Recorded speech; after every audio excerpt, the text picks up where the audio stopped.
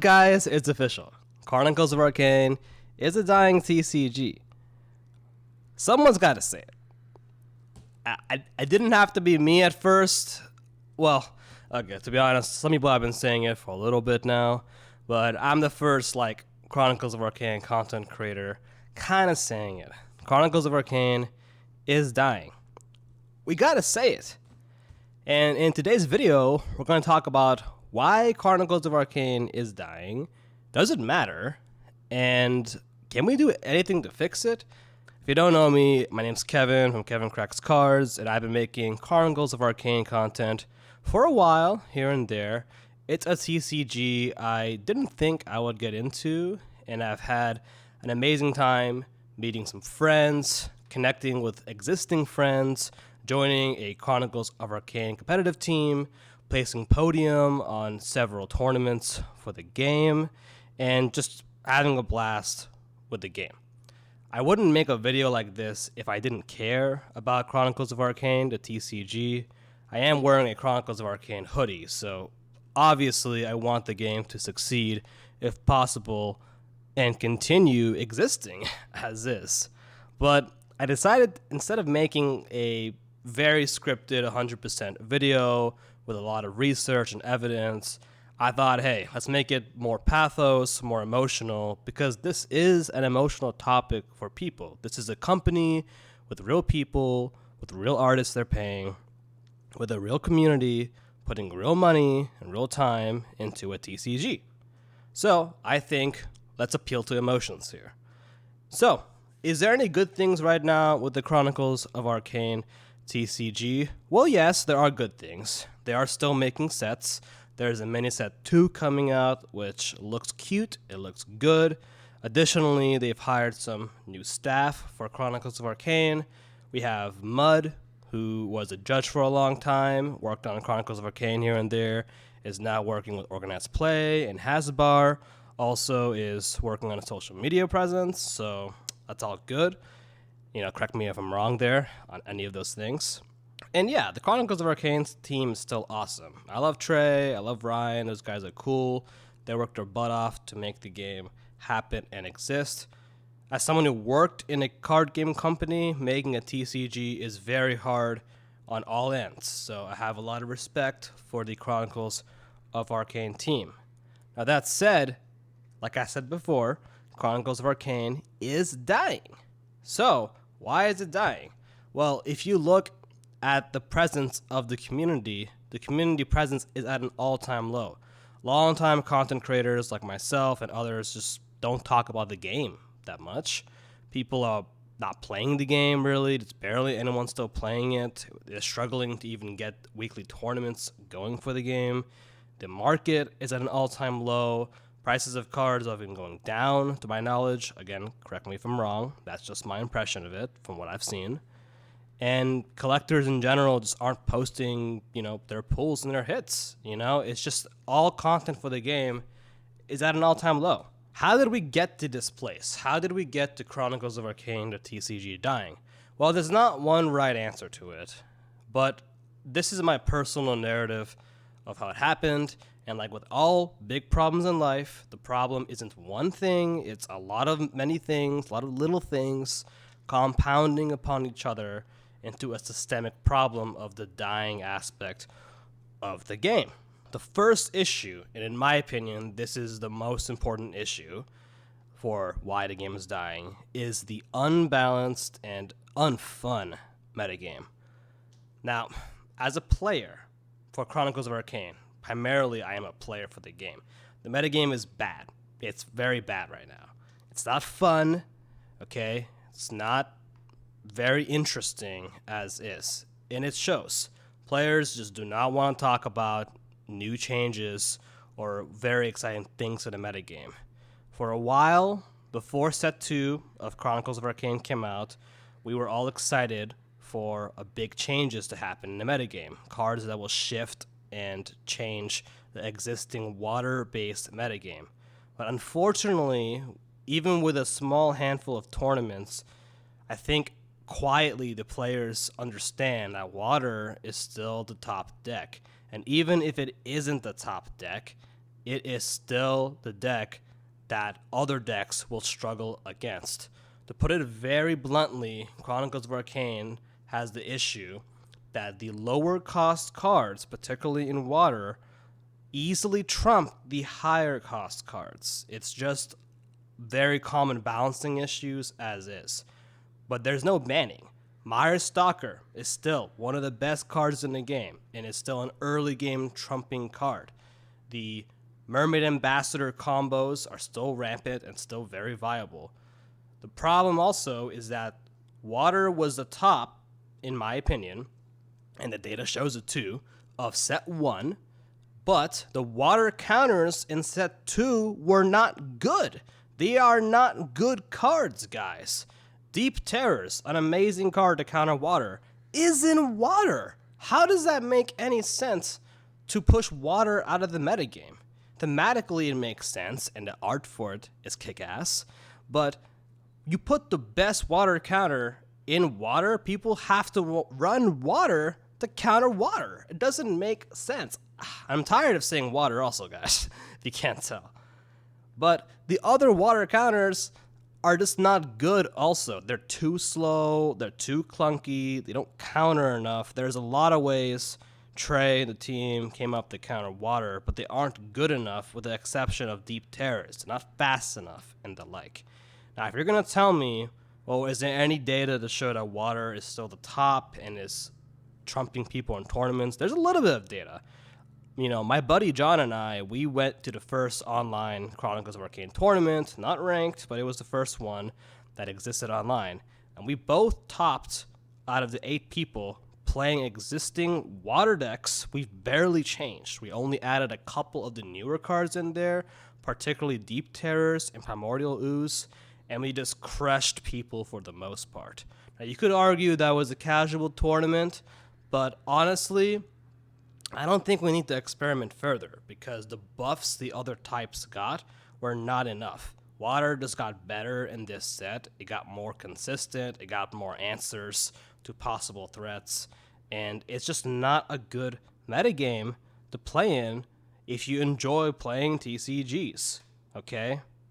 Now, there is the Crucible format that came out, and it's not, this is kind of an aside, the Crucible format is not fixing the metagame's issue, but I want to bring up something. The Crucible format brings up a lack of focus, in my opinion. The premier format of Chronicles of Arcane is not multiplayer, it's more of playing 1v1 competitive, since that's what players have liked to play since the game came out. The Crucible format is essentially the Chronicles of Arcane's Commander. And I love playing Commander from MTG. I love playing multiplayer card games. You know, it's fun. But the Crucible format that had a little bit of hype to it is not an answer to fixing metagame imbalance issues. It's not the answer. Having more formats is very good, but you have to fix the most popular formats issue before you can even consider pushing an alternative format, in my opinion. The answer is going to be, in my opinion, fixing the 1v1 competitive format in Chronicles of Arcane, which means, at this point, restricting or banning cards. Restrict or ban Myers Stalker. It's too strong. And restrict or ban the Foundry. The Foundry of Existence, which, you know, it's over here on my hoodie, I think, is an amazing card for Chronicles of Arcane, but it is a metagame warping card. The reality is it trumps every other ancient in the game, and it is not sparking enough metagame diversity to keep the game interesting in the long term. I'm going to keep it real. And it sucks because the Foundry is one of the only cards that sells consistently on a secondary marketplace for the investors and collectors of the game. It sucks how we have to have one card be the carry of collectors, investors, and the players, but that's just how it is, I guess, and it happens sometimes with card games. So yeah, the metagame for Chronicles of Arcane is boring, and players don't want to play. I have not really been wanting to play Chronicles of Arcane, in my opinion, because water is still rampant. The solutions that came out from Primordial Rise were disappointing, and it wasn't enough. Okay, so that's a long rant about the metagame I have here. But there are other issues involved. But I think the metagame unbalance issue is so important because a lot of Chronicles of Arcane players that have sticked with the game were players. And the longest and most, committed players just aren't wanting to play the game. And there's a reason why for that, okay? There's a reason why. So problem number 2, in my opinion, is there's not enough chase for the collectors. Now, when Primordial Rise came out, it was a pretty kick-ass first 2 weeks. Like, it was a fun time going on Whatnot streams, opening set 2. They blew it out of the way. They blew it out of the park in set 2 because the art is so good, the holos look good, the theme looks awesome. Like, set 2 looks so good overall. But after 2 weeks, quiet. It was dead. So what's the problem with collecting in set 2? In my opinion, the main issue with set 2 collecting in Chronicles of Arcane is there's not enough chase long-term for the actual set. We had the golden rares in set 1, the one-of-ones that were awesome, and the Foundry of Existence is an awesome card to chase for gameplay and collecting reasons, and it was pretty rare. The secret rares of set 2 are awesome. Like, let's be honest, they're super awesome to chase, they're serialized, and the arcane boxes for those cards also got fixed overall. You can get secret rares from the arcane boxes. But that's it. In set 2, there's no other golden one-of-ones to chase.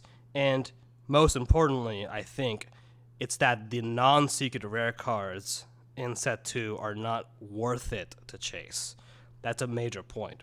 It also goes back to the original problem for the players. The Foundry of Existence was an amazing card for the players, hence why players wanted to chase it. It would help to have a couple copies of the Foundry of Existence. But now the rares, not the secret rares, but the actual rares of the set 2 are not good. And I'm mainly talking about the Primordials of set 2. The Primordial cards, which were the hyped cards aesthetically of set 2, are not good cards. They are not worth it in the metagame. They're too high cost. They don't do enough on entrance. They're just not good. It's almost like they weren't tested enough, or it's that they were intentionally meant to not be good power level wise. But the Primordial cards are not worth it to grab. They look awesome, but no one's gonna play with them.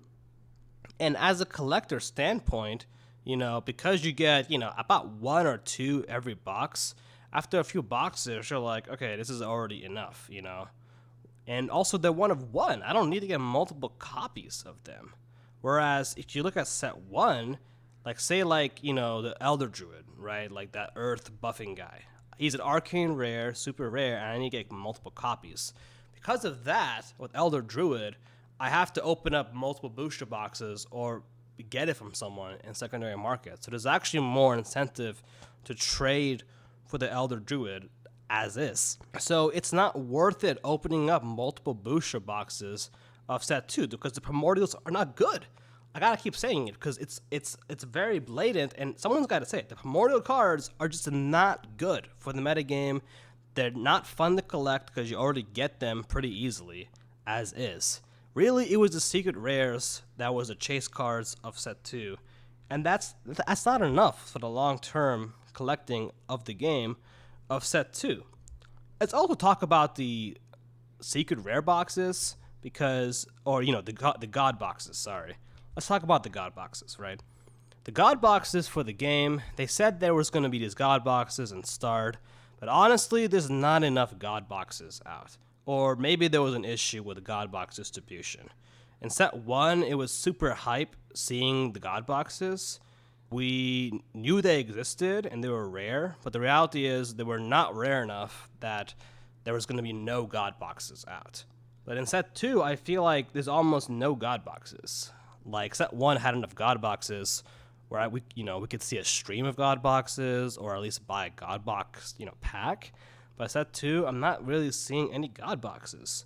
There was a lot of hype in the first 2 weeks for finding the God Boxes. Where are they? And they have this little star in them. But we didn't see enough God Boxes for it to matter. So Yeah, so not enough God boxes, not enough chase, not enough hype for collectors in set 2 long term. It's all this short term hype. Now, this goes to the problem number 3 also, which is Chronicles of Arcane, kind of the theme I'm kind of hinting at, which is not enough long term planning of the game, which is the low marketing aspect of Chronicles of Arcane.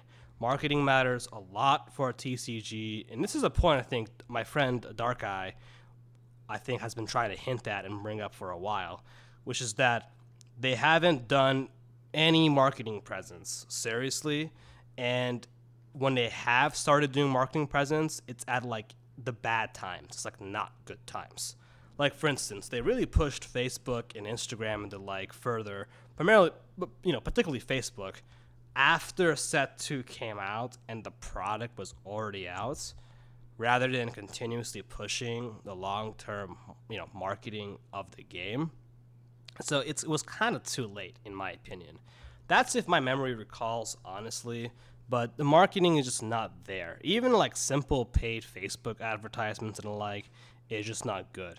There's not enough like collaborations with other card games or artists, in my opinion. And even when they do some nice collabs, like they had a collab with, I forgot his name, but it was like a Magic the Gathering artist, right? That should have been a more hyped ordeal, right? It should have been more hyped overall.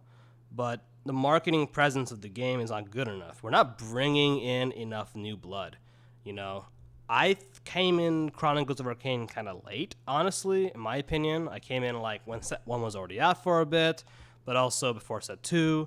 And honestly, since I've came in, there hasn't been almost any new blood. It's very little, like, new people coming in. I've had some friends, like, Majora's Mirage, give it a try, but even he was like, not enough. It's cool, it's a cool game, but it's not enough here to keep it going. So, and the people who've been here for a while, there's just not enough incentive to keep going continuously. So that's why people are leaving or just honestly staying quiet as is. Okay, so problem number 4 is there's not enough events for players. So this is another player thing, but local events matter a lot for a card game. It's how you keep people engaged long term and the like.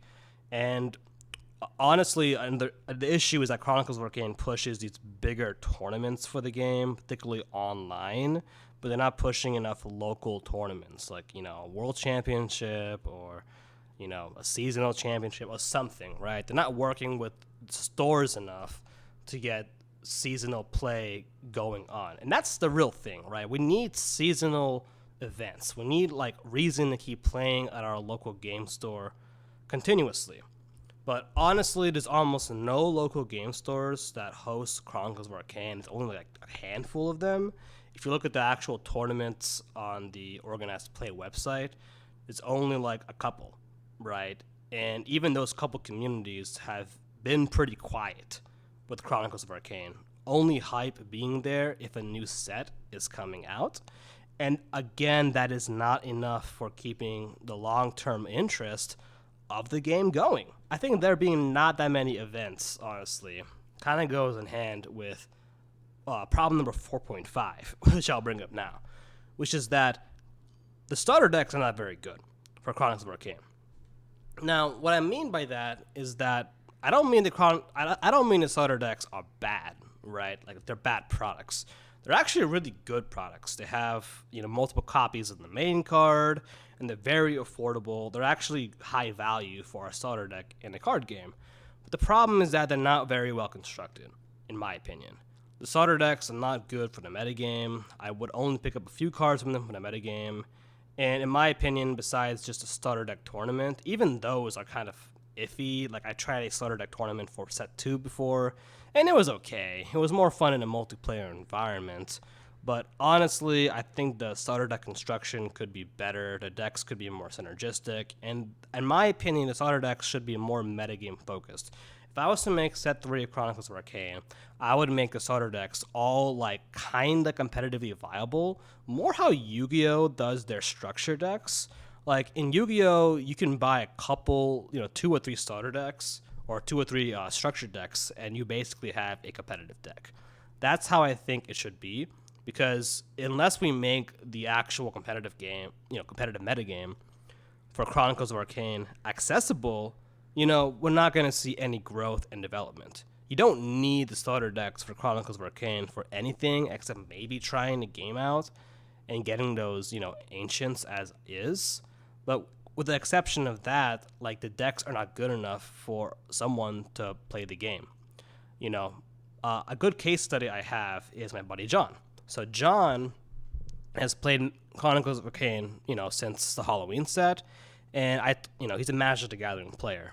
I basically just gave him a water deck for Chronicles of Arcane that I built competitively, and he played it, ran it, and he got second place, I believe, in the Halloween tournament beforehand. Now, John is a good example because John didn't get a starter deck from me. He got a competitive deck offhand. That is not, in my opinion, how a new player should need to be competitive for a game. If you want the competitive nature of a game to grow, if that matters at all, you should make the starter decks decently competitive or almost competitive so people can play accessibly. That's a major thing, It's how we make the game accessible. In my opinion, the ideal scenario for both sides, for the company and for the player, is if the starter decks are almost competitive, but you just got to get a few cards, a few rares, that you have to chase a little bit to make them more viable. In fact, that is the approach Pokemon does. Pokemon has their own, more competitive, like, league decks. I believe they call it league decks. And they're, an example being the Gardevoir EX deck, whatever it is. In those decks, you only got to buy one or two of them, smack it together, and it's already pretty viable. Those products are really good for just getting players into the game competitively, and Chronicles of Arcane doesn't have that. The starter decks don't really fill that niche, and it's kind of a shame because that's also why the competitive nature of the game is not growing. It's not growing because everyone needs a Foundry of Existence, and those are hard to get, right? The prices for them have been going down, which we'll talk about soon, because the metagame is so skewed towards Foundry of Existence, and it's also skewed towards beating Water and beating Mirestalker and the like. It's just not fun. I do want to bring up another, 4.9 point, if you will, and this kind of goes back to the first point of the metagame. I hope I'm not getting too rambly at this point, but again, Water is not necessarily impossible to beat in the metagame. It's just that Water is the most optimal deck and set 2 to run, and it's very boring to play against. And because of all those reasons, if I'm trying to win a tournament for Chronicles of Arcane competitively, I'm gonna run Water. I'm gonna run Water because it's the most consistent as is. And then everyone's gonna hate that. Like, other players and we agree that Water is just so bad to play against. It does not feel good to have to run Deep Terrors to counter Water. It just feels bad, okay? And it's not fun. And in my opinion, the fun of the metagame is more important than the balance of the metagame. You could have a very unbalanced metagame, but if the metagame is fun, then I'm going to play it either way, especially if there's competitive incentive to play the metagame, because it would be fun. I've said a lot of problems at this point. I got one more problem I want to say, and then I'm going to wrap this kind of rant up, if you will. Number 5, the market value of the game has been declining. So I don't have a ton of data to show this, but in general, people are not buying the game as is. You have to kind of know people, kind of sell stuff as is. Like, the people who are investing in the card game beforehand just aren't investing in it, buying product, selling product. Shops aren't really talking about it. It's just not selling. That's the main thing. It's either secondary market-wise or like on whatnot and the like. This game is just not selling. I have a case study, if you will, though. So when I first got in the game, the Foundry of Existence, which is, again, the top-end card for everything, was around $100 average, and at the low end, the Foundry of Existence was like $80, So that was like the high end. So that is about the cost of a booster box, which is fair because the card is very hard to get. So it's a major chase card. So $80 for that card, kind of makes sense. And if you think about it, compared to like Magic the Gathering, with their chase cards being like 20 to 25 for the most competitive cards, that was a pretty pricey card. You know, that was like a pretty expensive card. Now, today, you know, talk about like 4 months ago, like 3 months ago, I bought a Foundry of Existence, you know, and I got it for like 40 to $50, you know. And the Foundry I got was one signed by Ryan, allegedly. So, Foundry of Existence has just been going down in price. You can get them more affordably these days, as is. I would sell a Foundry for 40 in the current market. Like, I would sell it for 40. Like, I'm thinking about selling it for 40. I've been talking with a buddy on it, and probably may sell it for 40, you know, honestly, with the way the game is going, because there's not really a point to keep Foundry. Me personally, I'm not playing the game enough as is. I'm not competitive in the game enough as is anymore. There's not enough reason to. So maybe I'll just let go of my Foundries and just keep the more casual cards, because why not? Okay, that was a lot of information. I just word vomited in front of the whole internet. So if you watched the whole thing, thank you for listening. Again, I love Chronicles of Arcane. I love what I've had with it, memories I've had, even if it wasn't too long. I love everything about it as is that I've put into it, and the people I've met, the memories I've forged already. But we gotta fix these things. We gotta fix this short-term event planning and, you know, in sacrifice of the long-term planning. I think that's really what it is after kind of talking to myself here in this video. It's that Chronicles of Arcane hasn't thought about the long-term factor of the game. And if they want to keep this short-term solution thing they have going on with, like, you know, trying to do bigger events, trying to do a big release, they need to keep doing it continuously to keep people going, rather than just wait like a year for a set. Because if you're going to make your major sets happen like in a year or so on average, you gotta have better long-term products. I am let down by set 2 of Chronicles of Arcane. I put a lot of hype into that set. I thought they were going to fix a lot of metagame solutions, and they did fix a lot of solutions, okay? They did fix the hollow issue of not seeing hollows too well. They fixed the arcane boxes with set 2, and at least they targeted the metagame a little more, even though that end was a failure, honestly. The water is still top end. They actually buffed water, to be honest with you, in set 2. So, yeah.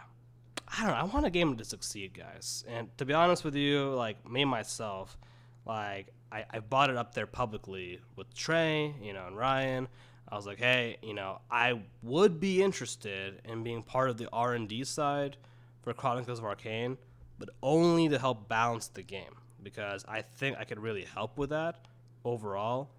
And that's the thing. I don't know if they want to balance the game, like, actually, you know.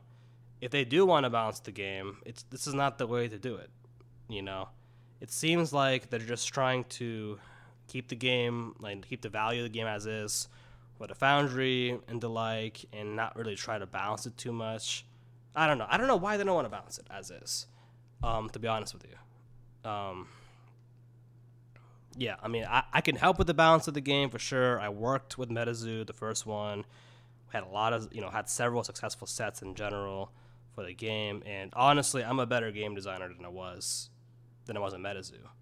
But, the amount of work it would take to balance the game for Chronicles, like for me and for any other game designer, it wouldn't be enough to just be like on a team volunteer wise. It would have to be a paid position at the end of the day. And it would also take up so much time. I don't have that time to spare in my life to balance a TCG, honestly. Because balancing a TCG like this takes a lot of work for short-term planning and long-term planning. And I don't think they want to put the effort in to take on new people to balance. I think Trey, I love Trey, but I think Trey wants to do it himself with Ryan at the moment, and that's fine, But yeah, I mean, I'm still here. I'm still a fan, and the fans are still here. We want the game to succeed. This is not the way to do it. The way they're doing it right now but at least they're trying. Either way, I hope I bring up some good points, and I hope it wasn't too depressing. I had to make this video because no one's talking about these kind of things enough, and yeah, someone's got to talk about it. You know, someone's got to be real. You know, someone's got to be real with the community and real as is. And I'm sick right now, honestly, and this is probably the best time to make a dying video because I'm dying of sickness, I guess. Not actually dying, but I am sick. So, yeah. But all right, guys. Wow, that was depressing. Yeah, if you watched the whole video, I love you to death. And again, Trey, Ryan, everyone else, they're awesome guys. You know, just we gotta be honest with the problems so we can make solutions. If there are problems, and if I'm wrong, just say I'm wrong in the comments. Say I'm absolutely wrong. You know, ostracize me, whatever. But that's my opinions. Well, guys, thank you so much for watching. Take it easy. Stay healthy. I'll see you next time. Peace.